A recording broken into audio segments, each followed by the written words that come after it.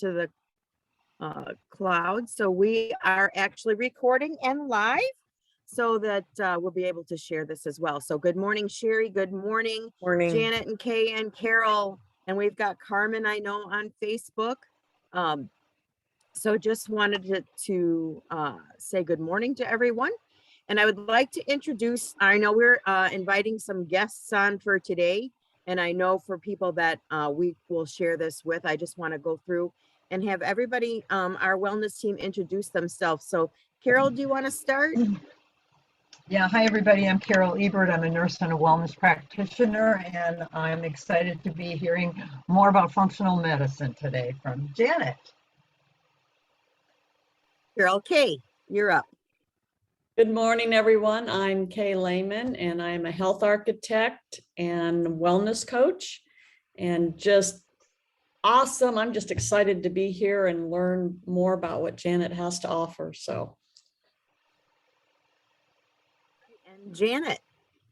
Good morning. Would you like to introduce yourself? Yeah, Janet Kieslich. I've been a nurse for 30 plus years, nurse practitioner for 20 plus years, and happy to do this presentation for all of you that are, wondering what is functional medicine, traditional medicine, how do we meld it together and make the best of our lives and optimal health, and happy to share and happy to move into a wellness venture to serve all. And my name's Pam Dunwald. I'm also an RN, a wellness coach, and we have an awesome team. Just to throw a plug in there too, we're always looking for people that are excited about wellness and would like to be part of the team. So we're always looking for people to join our team if that's a passion of yours.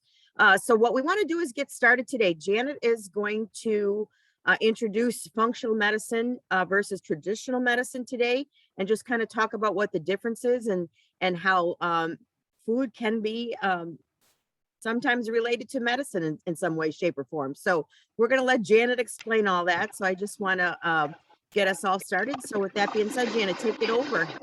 All right. So just a little story. I always go back to my nursing roots, and I worked medical surgical on a medical surgical floor for, you guys might want to mute, to start out. And then I moved back to my hometown, the Racine Union Grove area. And I had a pleasure for a very short time to actually work close side by side with my sister Pam before she moved on to a different avenue. But she was an ER nurse. I was an ICU nurse.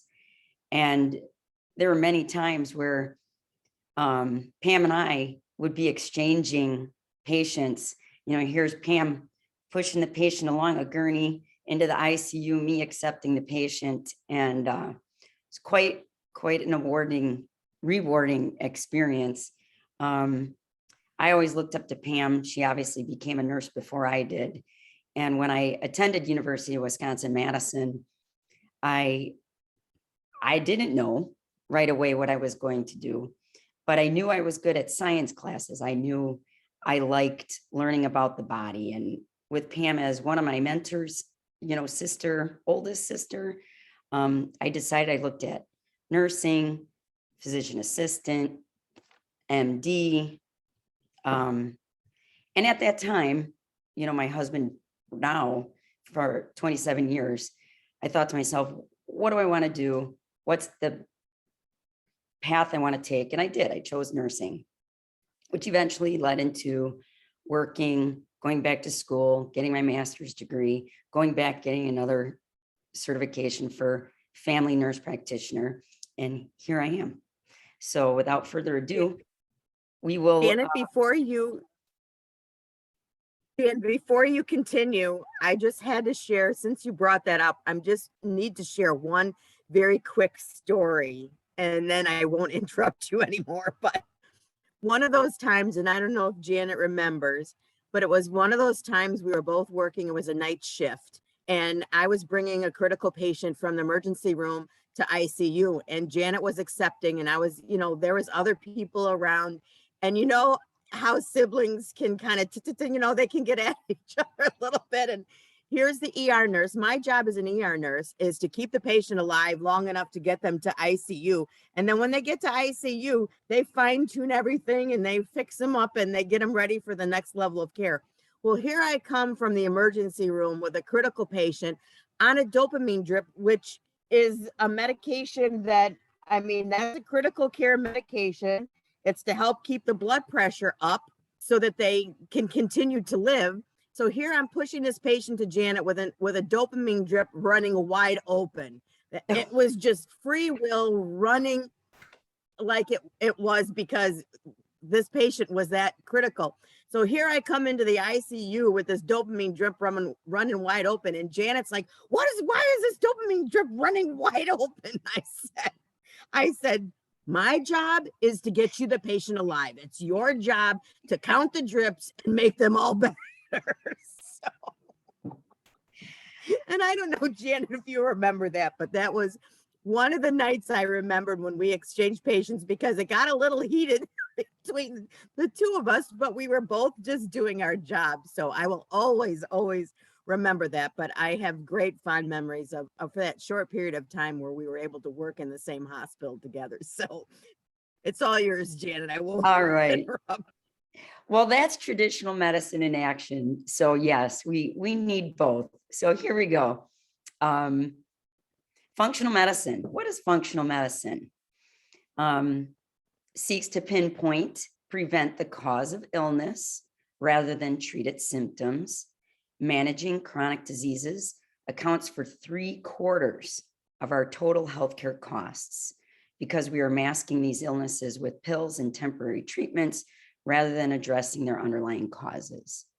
Now, on a continuum, you have to think of your chronic disease states. So from a functional medicine standpoint, and from what we do from our wellness standpoint and our wellness coaching and our wellness team, we're trying to prevent the progress to those chronic disease states. So traditional medicine seeks to identify disease states. What's your blood sugar? Is it a blood sugar greater than 126? 2 separate occasions. Oh, you're diabetic. What's your blood pressure? Oh, 140/90. Couple different blood pressures greater than 140/90 on 2 different occasions. That's hypertension. So seeks to identify disease states that have occurred in the body from likely years of unhealthy lifestyle habits, and offers treatment to minimize those symptoms and or try to cure the ailment. So when you look at the picture on the right here, what is the difference between functional and conventional medicine? You can see functional medicine, patient-centered, personalized approach. And then we got disease-centered, generalized approach. And then back to the functional side, the body operates as an integrated system. And on the right side, conventional medicine, body is a collection of parts operating independently. Hence, you go to your general practitioner. God bless them if they take that holistic approach with you. But, if we get to a certain point, okay, you have GI upset. Oh, you have irritable bowel. You have a lot of constipation. You cramp a lot with your pooping after you eat certain foods. Maybe try this proton pump inhibitor like omeprazole, Prilosec, over the counter, the purple pill. Try that. Let's clean up your diet a little bit. Okay, still having problems? Let's send you to the GI doctor. Oh, and you have some underlying anxiety too today? Okay, well, we'll try the antidepressant, Zoloft, 25 milligrams. We'll start today. That's just a short abbreviated interaction. Gene expression can be altered, where on the conventional side, gene expression is not changeable, but we'll talk a little bit about that later on. Health is about vitality, health is about absence of disease. Back on the left side, function-focused, root cause approach. Hence, we're talking about our gut microbiome, our gut-brain connection, our serotonin, inflammation, everything that we've kind of brought up to this point. Back on the right side, conventional medicine, pathology-focused, symptom management, prevention-focused, disease-focused, lifestyle and nutrition-based, pharmaceutical-based, finding the cause, treating the symptom. So you can kind of see the difference in that one little picture. And then when you look at the 7 biologic components of functional medicine, you're looking at assimilation and elimination. We've done a lot of talking about that, digesting, absorbing, using certain nutrients from our foods, and then how we excrete the waste products, how much we poop, what our Bristol stool chart might look like. Detoxification, the physiologic processes occurring primarily in the liver, converting toxic to non-toxic and eliminating the kidneys and intestines.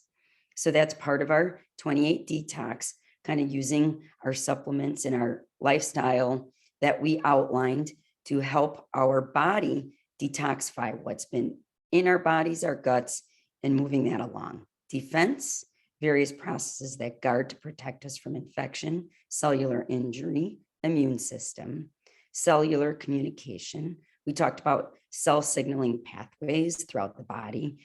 We have neurotransmitters, hormones, vitamins, minerals, enzymes, coenzymes, proteins. They all talk hand in hand to our other organ endocrine systems, our pituitary gland, our thyroid gland, our adrenal gland, our ovaries. So all hand in hand. And then how do these cells get transported? They get from one part of the body to the other, the heart, the lungs, the lymph, the blood vessels, and then the energy, converting food to energy, primarily through our powerhouse of our cell, the mitochondria, breaks down the glucose, amino acids, fatty acids, combines with oxygen to be broken down to energy and waste products. And then our structure, our skeleton, our connective tissues, our ligaments, our tendons. So you could see that whole picture of a functional process. So it all starts with the gut. We talked about our microbiome, the collection of bacteria, fungi, yeast, and other microbes living in our digestive tract. And we want it to be happy, not sad in our little picture there. Impact of your food choices spreads beyond your microscopic friends. The process starts with dietary fiber, feeding the growth of beneficial microbes. And that moves into our detoxification processes. Dietary fiber has been shown to increase the activity of antioxidants and detox enzymes in your liver. Not having enough fiber, fermenting in your colon allows other substances to undergo fermentation. When things like amino acids ferment, they can produce harmful products that stress your kidneys. So keep your colon stocked with dietary fiber for your kidneys' sake. Defense, cellular communication, cellular transport. You could see we're walking through our 7 biologic steps. Examples, vitamin C provides antioxidant defense and is important for immunity, production of collagen and other compounds, and use of iron in the body. Vitamin D supports cell health, strong bones, immunity, and nerve and muscle function. It's also a hormone precursor. An example would be the thyroid function, parathyroid function. Vitamin E provides antioxidant defense and supports cognitive health as well as liver and immune function. L-cysteine is a precursor to amino acid, supports production of glutathione, supports our enzyme pathways to promote detoxification and antioxidant pathways and prevention of inflammation. Carol, Pam, and Kay, all during their presentations kind of alluded to a lot of these processes. So the functional medicine is just kind of taking everything and showing you how it all fits together. Vitamin B12 supports our energy, nerves, healthy blood cells, and DNA synthesis. Also plays a role in folate metabolism. Energy and structure. The mitochondria, the powerhouse of the cell. So it's something I always remember in biochemistry, always picturing that powerhouse, the mitochondria, how important that is. When the mitochondria are stressed and not functioning well, people will feel fatigue, pain, brain fog. And then when our bodies, our bones, connective tissues, ligaments, and tendons, when we're not feeding our bodies with a healthy diet with necessary vitamins, minerals, hydration, lack of exercise, our structures break down. Now, part of traditional and functional medicine, you'll get screenings, health screenings. So one of the screenings that we do, especially for our traditional medicine guidelines for 65-year-old on up, all women should have a bone density test. So that can look for the beginning stages of bone breakdown and then the further along stages, so osteopenia, osteoporosis. So functional medicine takes all these biologic systems, and hopefully we're going to try to prevent that before you reach 65, before you're getting your first bone density. Now, a lot of in traditional medicine, when I see my patients and I'm doing health screening, physicals, things like that, we bring up a lot of these screenings and preventers, colonoscopies, lab work, your bone density, all that stuff. You know, a lot of times if I meet a woman that has had a hysterectomy at the age of 45, I may not wait till 65 to do her bone density test. But those are just examples that can tie in there. So when you think mitochondria, this coquinone product is really geared towards that mitochondria, that powerhouse of the cell, assisting in the cell signaling pathways to promote this coquinone, providing this, cardiovascular, muscle function, nerve function, robust energy production within the cell. So if somebody is struggling with mitochondria dysfunction, this is something that might be individualized to you. But in general, we like our core minerals, our vital antioxidants, which include, an array of ingredients that target a lot of our prevention pathways. And then the Biomega with strong anti-inflammatory components, heart health, brain health. So we'll kind of continue on, but these are just some examples to share with our functional side. And here we are, alkalinize. What does that mean? So our cells actually function better in an alkaline environment versus an acidic environment. So in our picture here, you see alkalinizing foods. Pam, in her presentation, I didn't repeat those, but she had beautiful slides that pointed to our greens, asparagus, things, our celery, our fruits, vegetables, our whole foods, our avocados, things that truly are healthy for us and alkalinize the body. You can add lemon, cucumber, mint to your water. Actually, alkalinizing the body 25 to 50% from dietary, 50 to 75% from lifestyle. So hydration, if you run acidic, the first thing you want to do is pump your water. Hydration is so key. Sleep, exercise type, typically our cardiovascular, everybody needs flexibility, cardiovascular, meditation, relaxation. Our relaxation type exercise like yoga will attribute more to alkalinization, being positive, decreasing stress. So your meditation moments, your calming moments will help alkalinize. BM frequency, If we're housing toxins and we're not having enough bowel movements, that'll acidify the body. Being in touch with nature, anytime you go out, like Pam is in the hunting time of the year, anytime you're connecting with nature, your feet are walking across those leaves, the snow, you're breathing in that crisp, cool air, you're in the sunshine, you're collecting all that vitamin D, that will also alkalinize the body. And this is where I'll bring up my little strips. So I get my little keto pH strips. You can get these anywhere online.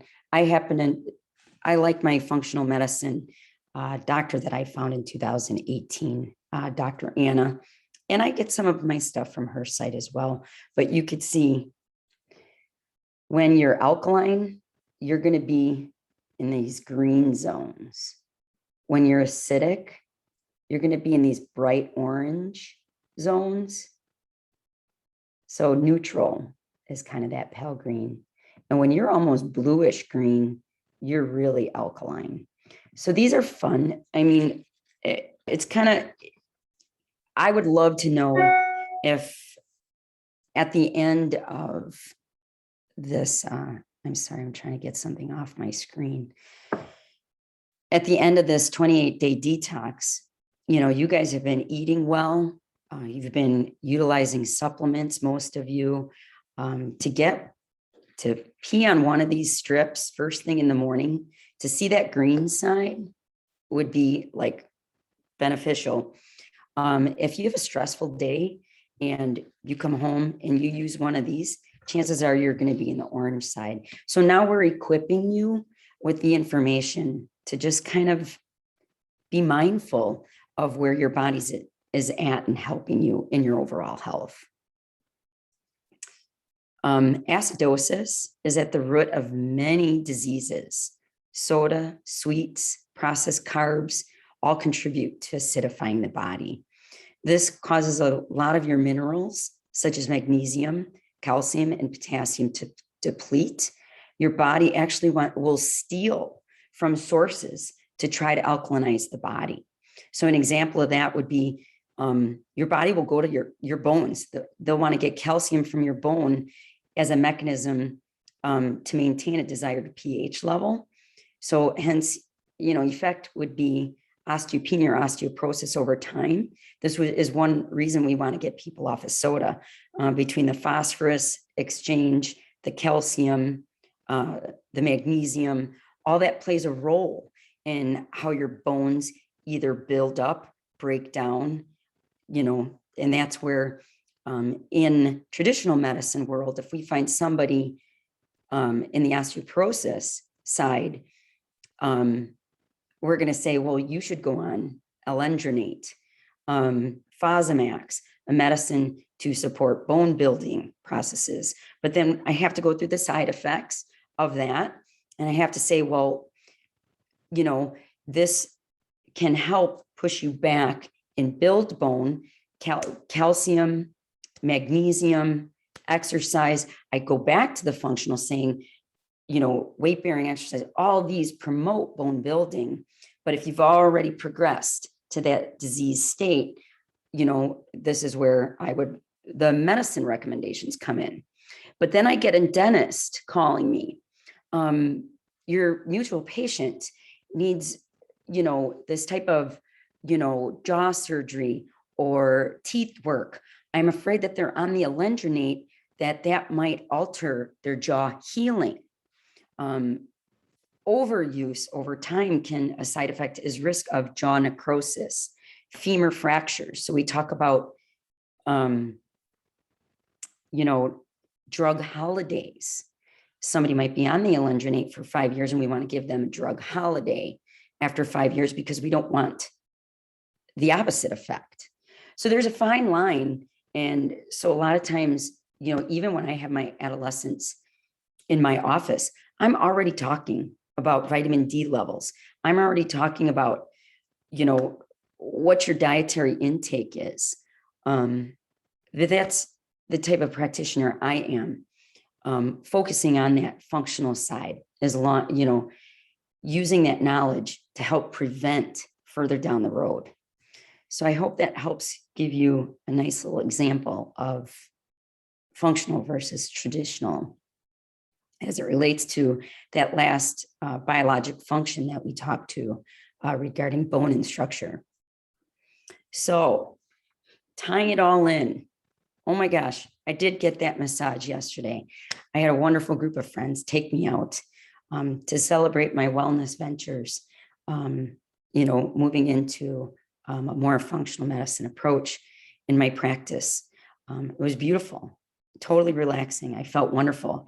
I should have peed on my stick and I'm sure I would have been blue. But anyways, so things that help your body: get a massage, take a walk out in nature. The outside connection is so important to that holistic spiritual aspect that actually plays such a large role in where we're at in our days, helping our bodies be the best they can be. Develop and practice a self-care routine. This is so very important. And a lot of us here on our health coach team have read this. We're doing this hopefully through our 28-day detox program. You have now found this.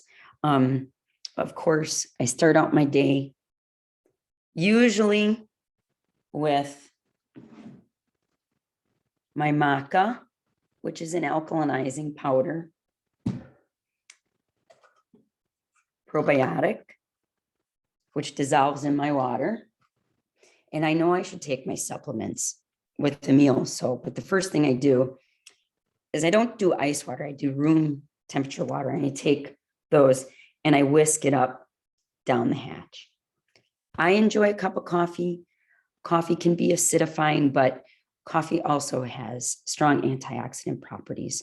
So everything in moderation. So I enjoy my 1 cup of coffee in the morning. Some people might do our detox tea. Some people might do their green tea, their favorite organic green tea, which is awesome. And I take my little self-meditation and I read a moment where I take it and I sometimes just pull to a page and so I pulled to affirmation. I am becoming happier. The core of my being is at peace. Each experience is an opportunity for greater growth. There are no mistakes, only lessons. I forgive all who have hurt me. I forgive myself for all whom I have hurt. I go forth in love and peace. I embrace the universe. I send loving thoughts to all living beings. That, my friends, was not marked. I simply opened up to that. And how do you think the universe and the spirit just somehow helped me open up to that for our presentation today? That was totally unplanned. So that's part of my daily routine. My water with my coffee. I'm being mindful of what that nice warm feeling gives me. I'm getting in touch with my spirit. A lot of times then I might journal, whether I read something. I'm Christian, so I tend to read something, a Bible verse. I might read something quick and easy, just about health. I might read a chapter in a self-help book, which this is what I'm reading right now, which is an awesome book. So that's all part of my daily routine. And then I might take a few moments where I get into a yoga pose, take some inhales, exhales, and I might do a little movement exercise where I'm standing and I'm doing my moonflowers, my sunflowers to get my juices flowing, my energy flowing, my blood flowing. So that's an example of a self-care routine. Meditating or doing some deep breathing, that can be part of that. Socializing with friends and family, very important. Having those close connections, very important. Prioritizing free time by blocking out your calendar for at least 30 minutes a day. Laughing, it really might be the best medicine. We've talked to you about alkalinizing and eating healthy foods and, what causes inflammation and all these things. We've talked about cortisol. We've talked about serotonin. We've talked about dopamine. We've talked about all these kind of science-related things. Oxytocin is a feel-good hormone that when you're stressed, your insulin and your cortisol hormones will be pushing. And both of those are fat storage hormones. So when we're eating our sugars, we're secreting our insulin, we're storing more fat. When we're stressed, we're pumping out cortisol. We're storing more fat. When we laugh, we love, we engage in our wonderful relationships. And if you have a significant other, all those things attribute to releasing of oxytocin and serotonin. And those are all feel-good hormones, and they won't cause you to, store that fat. So engaging in intimacy safely, of course, with your loved one is also an example of healthy things to do. So these all decrease the cortisol, increase oxytocin, dopamine, serotonin, the love and feel-good hormones, neurotransmitters. They also alkalinize the body pH, contribute to overall good health. So overall, functional medicine looks at ways to support the body's processes to prevent or reverse disease. So another portion that's coming out more and more, if you Google functional medicine, you'll get plenty of people and plenty of functional medicine programs that come up. Nutrigenomics, part of the Human Genome Project, is becoming more and more aware and being pulled into functional medicine. It's basically taking knowledge about the effects of your DNA variations among individuals. That's called nutrigenomics, and which can lead to revolutionary new ways to diagnose, treat, and someday prevent the thousands of disorders that affect us. Knowing more about your DNA, genes, and genetic expression allows you to customize dietary and exercise recommendations and other behavioral and lifestyle interventions based on genomics. Pam did a nice piece on this during her piece, and I'll let her chime in momentarily just to kind of review of, she had a personal experience of doing this and using this for furthering her health goals. Basically, when you look at nutrigenomics, and that's basically sitting down with a provider or a health coach and using an example as DNA Life, and Pam can tell you, just refer to that. But it looks at three main processes: biologic, food responsiveness and sensitivity, and vitamin metabolism. So lipids, your cholesterol, methylation. Methylation, I got my little notes here. That works with the enzyme processes in your cell signaling pathways. Methylation is basically adding a methyl group in biochemistry. It is involved in modification of heavy metals. It regulates gene expression, regulates protein function, RNA processing. Symptoms of poor methylation can be anxiety, depression, insomnia, IBS, allergies, headaches, muscle pain, even addiction, inflammation. Pam went into great detail on inflammation, which also involved oxidative stress, things like smoking, eating a poor diet, SAD, the standard American diet, lots of gluten, different things we've talked about throughout the last three presentations.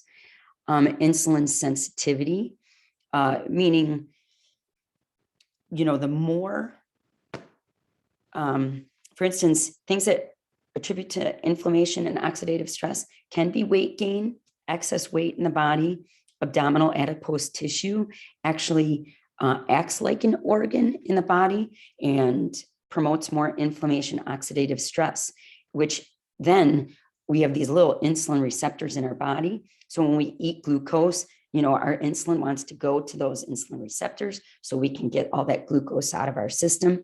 Over time, we actually break those insulin receptors, and that leads to, insulin resistance, which in turn then leads to diabetes. So knowing, the gene expression of insulin sensitivity can tell somebody whether or not they're more apt to that insulin resistance and development of diabetes. Bone health, looks at the other area, biologic bone health, how apt are you to develop osteoporosis and detoxification pathways? How good are your detoxification pathways?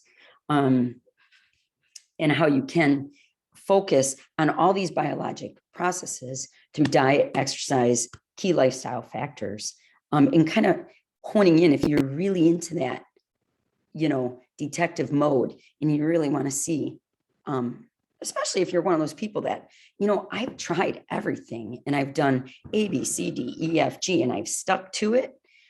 This might be something that might offer some information for you. Food responsiveness also looks at, how you tolerate or, sensitive to gluten, dairy, caffeine, alcohol, salt, and then also vitamin metabolism, vitamin D, how well you absorb and use vitamin D, vitamin A, vitamin B12, vitamin C, folate. And then technically, after you do all this and between your traditional medicine provider and your functional medicine provider, by now, most of you might have had an A1C, a complete metabolic panel or CMP, a complete blood count or a CBC, vitamin D level, vitamin B12 level, lipid levels, homocysteine levels, CRP levels. A1C looks at your blood sugar over a 3-month period of time. Your CMP looks at your sodium, your potassium, your chloride, kind of where your electrolytes are at. Look at your proteins. It'll look at your albumin. And this is kind of how your body is moving your metabolic processes along. Kidney functions, liver functions, your complete blood count will look at what are your white blood cell levels? What are the differentials of your white blood cells, which tell us different things about your immune system? What are your red blood cells? Are you anemic? Are you showing signs of a B12 deficiency anemia, an iron deficiency anemia? Vitamin D, what is your vitamin D level? Optimal vitamin D levels we talked about were 40 to 60. I find even in some adolescent populations and with the world where we were and with COVID and isolation and so much Zoom and so much isolation from real world, I mean, we see a lot of people stuck indoors and, not getting sunshine, not getting exercise. And I'm seeing adolescents, with more anxiety, depression. And one of the first things I talk to the parents and the children about is, do we even know what their vitamin D levels are doing? Do they take, any healthy supplements? Are they getting their milk in? Are they getting, back in my day when I grew up, we drank 3 glasses of fortified vitamin D milk 3 times a day. Now I am lucky if I get any kids drinking their milk anymore. And whether you're dairy sensitive, there's always almond milk, which is fortified with vitamin D. But so much of these things, I like to bring up from a functional aspect. So bringing it all together, diet, gut, brain-gut connection, cell function, disease prevention, exercise, BDNF, what the heck is that? Brain-derived naturopathic factor. When we start thinking about our disease states, Alzheimer's is now one of the top 3 before COVID. After COVID, we've had an array of change, but it is in the top 10 now. So BDNF is really a factor you want secreted by your brain, and that helps in Alzheimer's prevention. 50% of diabetics have a 50% greater increase of Alzheimer's. So we want to turn off those genes. So we want to encourage our 30 minutes of exercise every day. We know it helps our heart, our metabolism, our bones. Sleep helps in cell repair, brain repair, muscle repair, regeneration, supplementation, vitamins, minerals, optimizers, meal replacement, toxin avoidance, mycotoxins, which comes through a lot of wheats that we don't know about, that's in our foods, our beer, our wheat proteins, electromagnetic fields. Do we live close to cell towers, major power lines, lawn chemicals? You guys read about ongoing lawsuits with the chemicals maybe leading to lymphomas, cancers, mercury. Do we have mercury fillings? Laundry soaps, cleaners, sprays. Just, there's an example, cleaning up your stuff in your house. This is an example of a disinfectant that uses natural products. This is a dryer ball that you could put essential oils on and use that instead of dryer sheets with chemicals. This is an example of dryer sheets that don't use harmful chemicals. This is a laundry soap that doesn't use a lot of the harmful chemicals. Jan? Yeah. When with your screen showing, if you're showing up anything, we don't see it with you sharing your screen. So maybe when you're done with your presentation, you could show those. Okay, super. All right.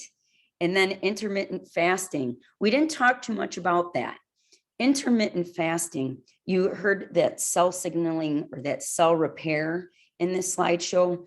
That's called autophagy and mitophagy. Those are just the medical terms that say your cells need time to renew, repair, and turn over.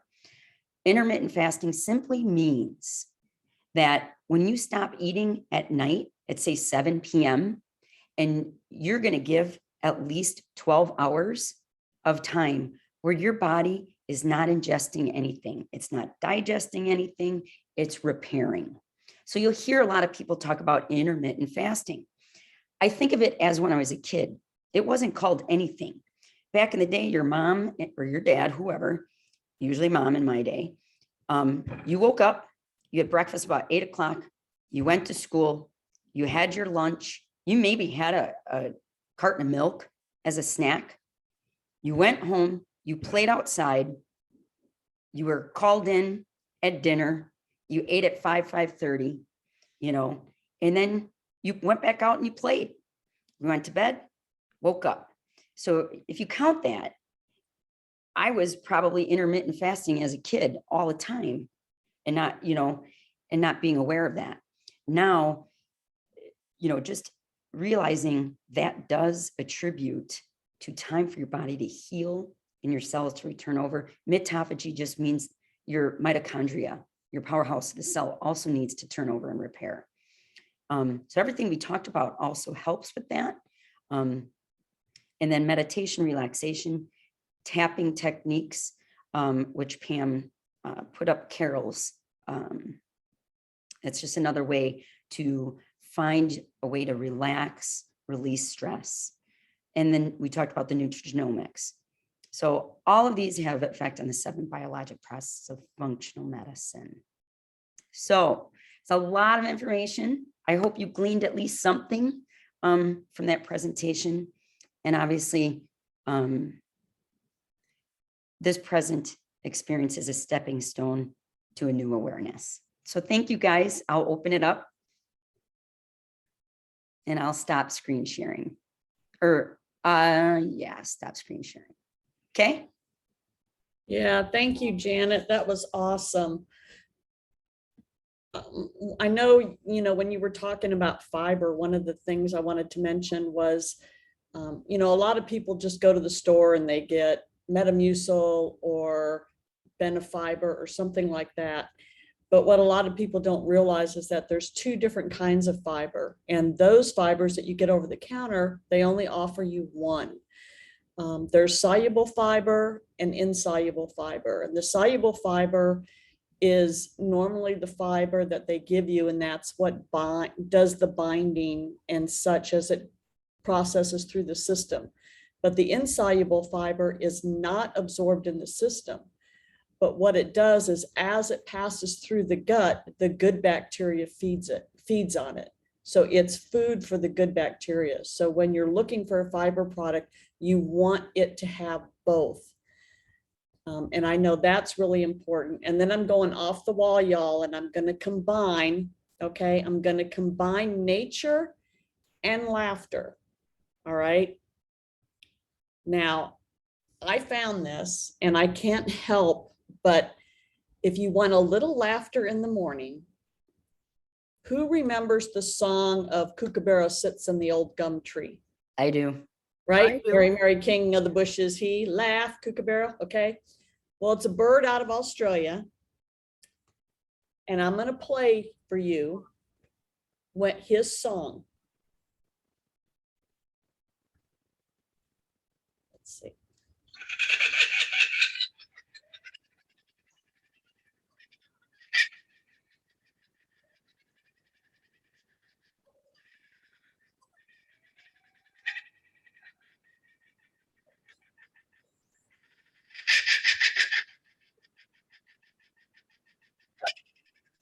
Hey, we can't hear it. It's hard to hear, Kay.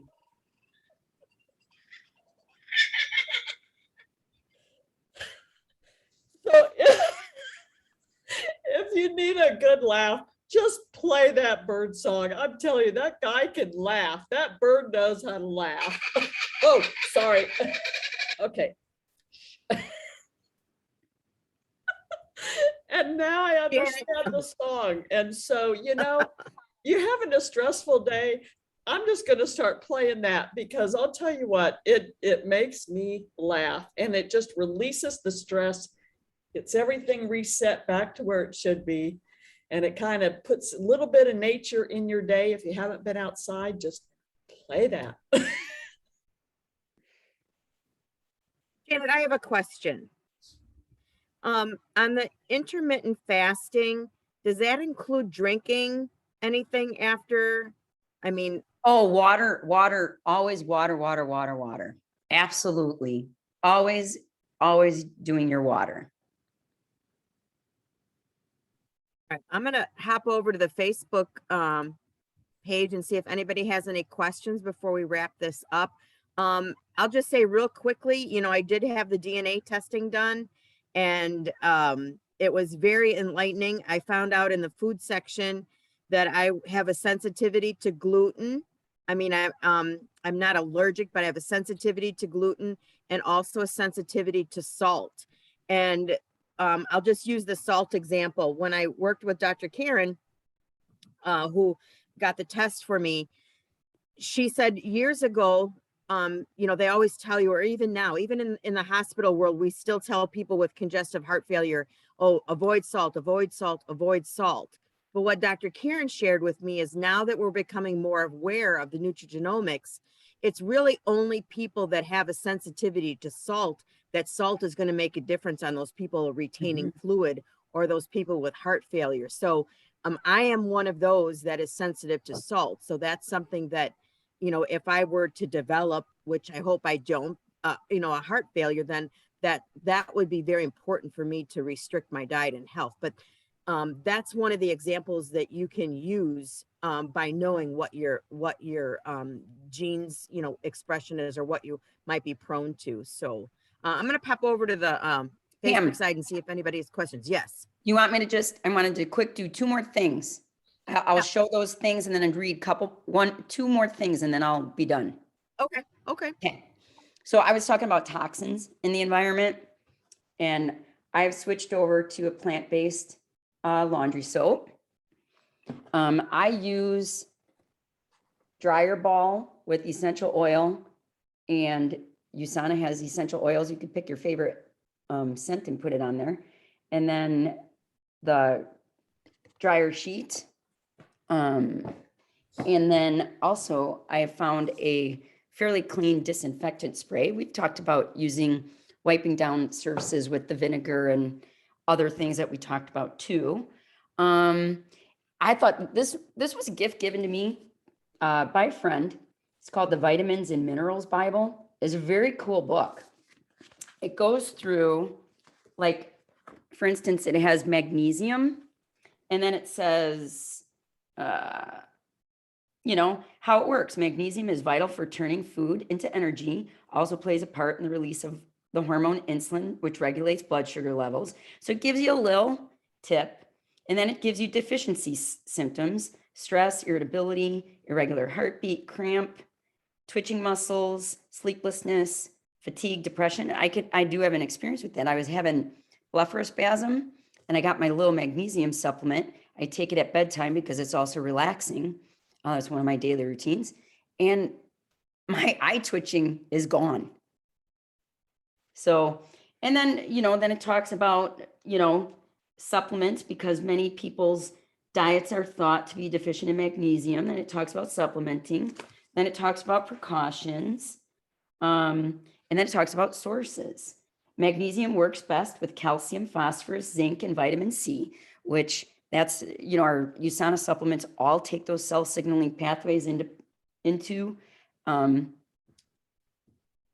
practice and puts them together.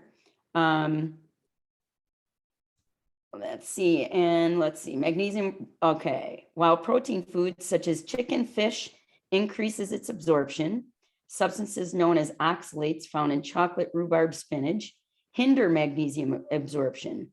So 4 slices of whole grain bread should supply the recommended daily amount, which is the smallest amount you need to to keep deficient or prevent deficiency.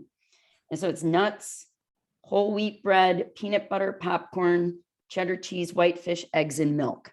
So this book is cool. And then it also, you know, even goes into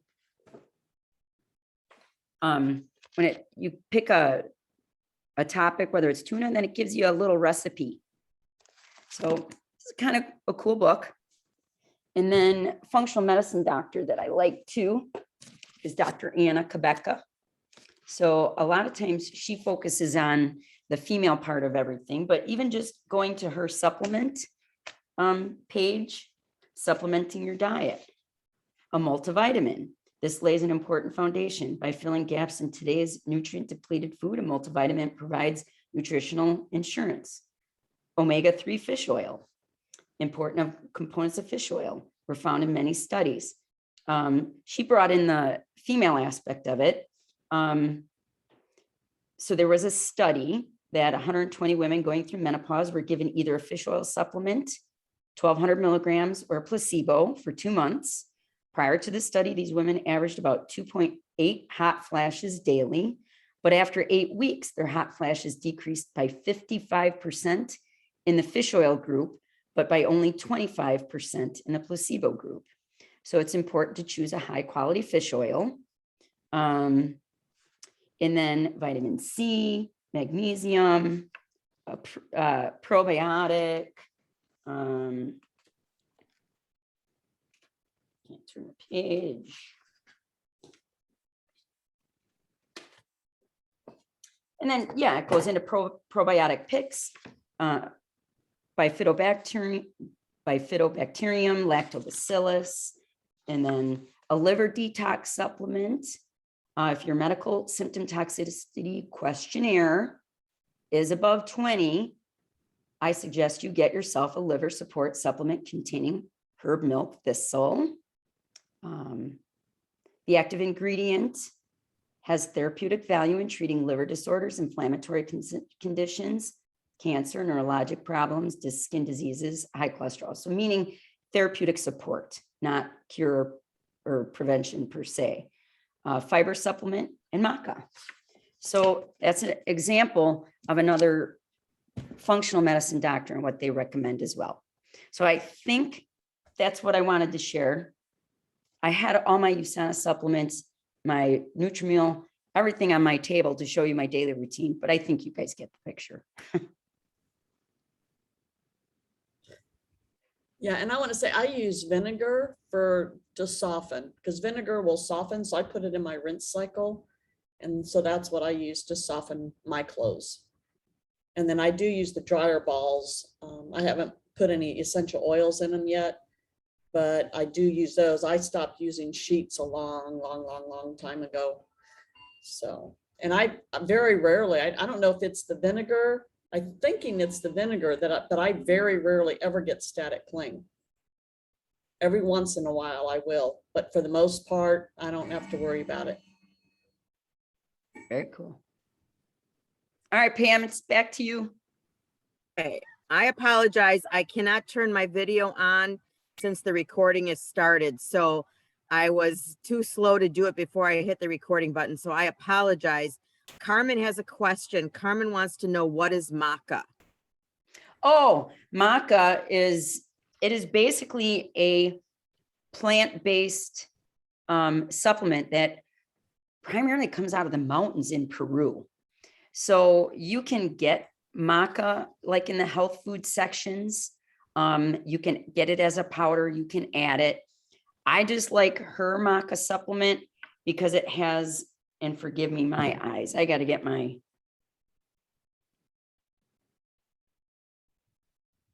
magnifying glass. Where the hell is it? There it is. So just to give you an example, has organic maca powder, spinach, broccoli, Ascenia fruit extract, kale powder, pomegranate extract, mangosteen extract, green tea extract, grapeseed extract, which is our proflavanol content in our proflavanol product. Proprietary blend, with other herbs. So it's basically a plant that helps with bringing the body into an alkaline state. An adaptogen. So maca works as an adaptogen, which an adaptogen helps our adrenal function. So it all plays in that whole cell signaling. So this has all those other ingredients to make it an alkalinizing product as well. So that's why I squirt my lemon. I have my maca. I do my probiotic. That's my first drink in the morning. When I do my shake, then I get all my supplements in, and yes, that's what maca is. Carmen says that sounds good. So any other questions? Otherwise, we're going to go ahead and wrap this up for today. I hope everyone found this very beneficial and very helpful. Janet, I always learned from you. Sherry's got the big thumbs up there. So I think it was a great presentation. So I recorded this. So obviously it will be recorded on our Facebook group, but I will also have a link that anyone could share if you need it or to use. We will also have that. I will get that from Zoom today sometime, so we can share that link so that we can share that with anyone as well. So just let me know if you'd like the link to the presentation. But if there are no other questions, I'm going to check one more time. And then, no, Carmen says, thanks for all the great information. Yeah, and we have one more Wednesday session, correct, Pam, this Wednesday? No, we have two. We have two more Wednesday sessions. So we have, this is our last Saturday for 28 days to detox. So I will, keep, we have this week for our final Wednesday's question and answers, and then we will do one final following week. We won't have Saturday, that's Thanksgiving weekend. So we'll have this Wednesday for questions and answers, and then one more Wednesday to close down, wrap up the program By then, we'll be able to share with you what programs we're going to be having coming out in the first of the year. So we'll give everybody updates on that as well. And we'll also share those updates in the 28 days detox group. So, check in once in a while, or go to the detox and on the little 3 dots on the right-hand side. If you click that and you click on notifications, you can choose what type of notifications you want to get. So if we do post something new, you'll get a notification that'll tell you to pop back in and see what's going on. So we've got 2 Wednesdays left, and we'll go from there. So excited that everybody could share with us today. Anything else, Janet or Kay, you have to say before we go? No, just, I would say, do the, continue, your clean eating, continue, your supplementation if you did absolutely get it. Continue, using all this information in your daily lives, and bring your final MSQ score next week, and know your first score and know your last score, and we'll see what things look like. Mm-hmm. Yeah. And the only thing that I would like to add too is between the functional medicine and traditional medicine, it's really up to us to learn how to start asking the right questions of our doctors, and then determining what we want to do with our own health. There's so many people that just take whatever they're given, they do whatever they're told, but many times there can be a better way. And so just really paying attention to what's going on in your body, because you do know what's going on better than the doctor, right? Mm-hmm. When we feel certain things and something is off, we know it. And so finding that out and asking, when the doctors come back with a diagnosis, asking them, why is this being done? What does this do? What are the side effects? What are the risks? And then, make that determination on what's best for you and your health. Absolutely. People are consumers. I tell them all the time, you have to find somebody, a healthcare provider, that resonates with you, that you feel comfortable with, and hopefully then we all find that. So Sherry, I'm going to ask you to wrap things up as we close this morning. I'm going to ask you if you feel comfortable unmuting, if you could just share your experience with the 28-day detox program.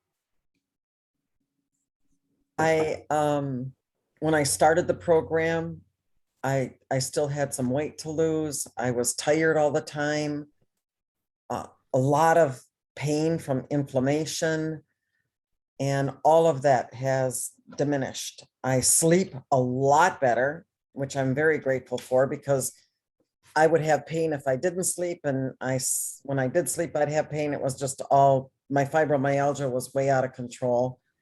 I eat better. The cravings I still have them sometimes, but I'm able to say no to them. And I'm thinking more about the things that I put in my mouth, because I want to make sure that I'm giving my body the best that I can, rather than just eating something because it's there. So I am putting more emphasis on my own health. And I do want to get to a point where I'm not taking the traditional medications, that I am supplementing it through food and, the right products. So I personally have had a tremendous experience with it. I would suggest it and recommend it to everybody because I just think that it was that beneficial, and you've got nothing to lose. 28 days of your time to learn how to eat better and, put the right things into your body, I think is just, it's invaluable. So that's my 2 cents worth. And Sherry, and this wasn't planned, and just going through the program and not even trying, how much weight did you lose? 9 pounds. Yeah. And that's just from learning how to eat better. That wasn't even trying to lose weight. So No. that's amazing. Yeah. That's amazing. And I was really flabbergasted by that, because I did not expect that part of it at all. And I want to thank Janet tremendously, because she's the one that got me set up on this, and she knew what my my health situation was, and thank you. You're welcome, Sherry. You're very welcome. Absolutely. Thank you so much, Sherry, for sharing. And I know Carmen's been with us on the program, but she's on the Facebook group. So unfortunately, I can't ask Carmen to speak for us, but that's Were you okay. gonna spin the wheel? Mhm. Were you doing the wheel? I did not plan to do the wheel Okay. today, Gotcha.